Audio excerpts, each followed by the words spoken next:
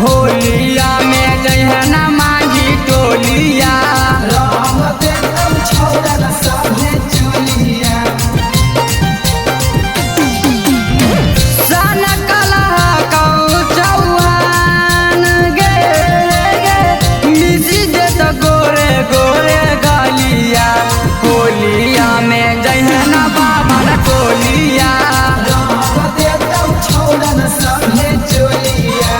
होलिया में जइहे न राजभर टोलिया रंग देतौ छौरन सभे चोलिया।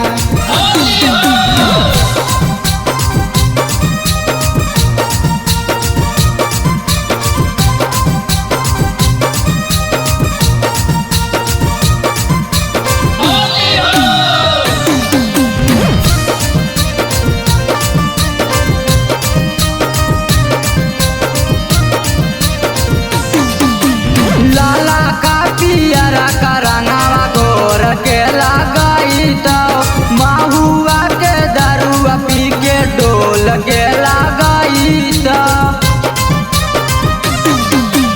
लाला का पियरा का रंगावा गोर के लगाई तो महुआ के दरुआ पी के डोल के लगाई तो नाच देत पुआ पकवान गे खइले हो भांग के गोलिया होलिया में जइहे न मांझी टोलिया रंग देतौ छौरन सभे चोलिया। होलिया में जइहे न चामर टोलिया रंग देतौ छौरन सभे चोलिया।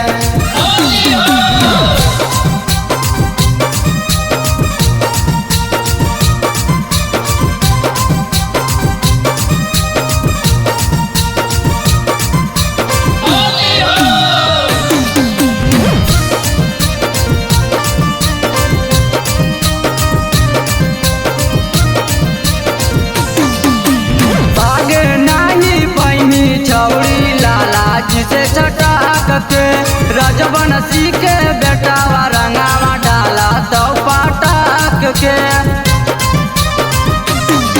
आगे भाग नाही पैनी छौड़ी लाला जी से छटाक के चौधरी जी के बेटावा रंगावा डाला तो पाटाक के ठीक नहीं है शुभम के ईमान गे अभी यो सुधार लेना चलिया होलिया में जइहे न कोई टोलिया रंग देतौ छौरन सभे चोलिया।